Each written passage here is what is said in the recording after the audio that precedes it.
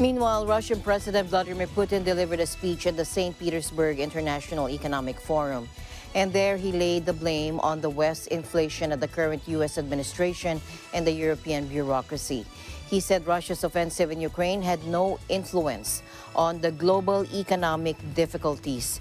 The president said years of quantitative easing have expanded the money supply in the U.S. and Eurozone by 38% and 20% respectively, and he accused Western nations of using those vast amounts of newly printed cash to buy up global goods. Here's more. I would also like to add the following.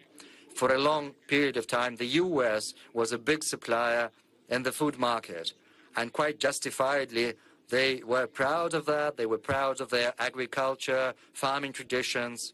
It was a good example for many, us included. But right now, the role of America is drastically changed.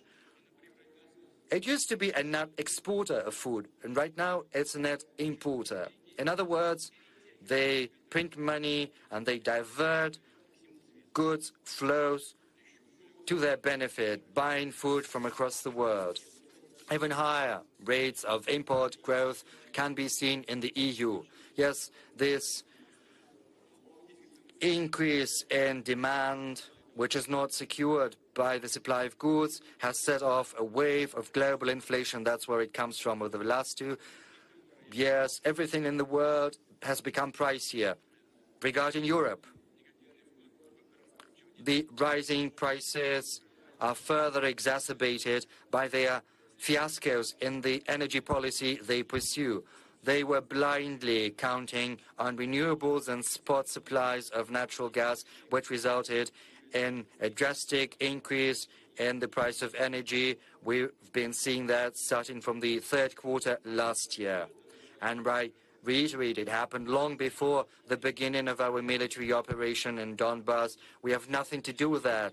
They did it themselves. The prices were soaring, and they're trying to pin it on someone else. To February this year, the global fertilizer prices have grown by more than 70%. Unfortunately, we see no signs that these price trends are going to be reversed anytime soon. Quite the contrary. This situation is exacerbated by the blockage of the work of our enterprises and fertilizer producers in Belarus and in Russia.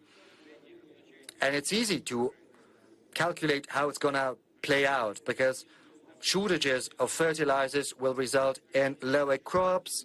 There's going to be a bigger risk of undersupply of food for the world market. Prices will climb further up, and this carries the risk of famine in the poorest countries. And of course, the blame is on the US and the Euro bureaucracy.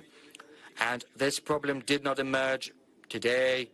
And regardless of what certain demagogues are saying, Russia's certainly not to blame, even though they are trying to pin the blame on us. In reality, this situation has been forming over many years, spurred on by short-sighted actions of those who like to address their own issues at someone else's expenses, by those who still rely on financial emission to redivert goods flows to their advantage, thereby exacerbating the deficits and humanitarian catastrophes in certain regions of the world.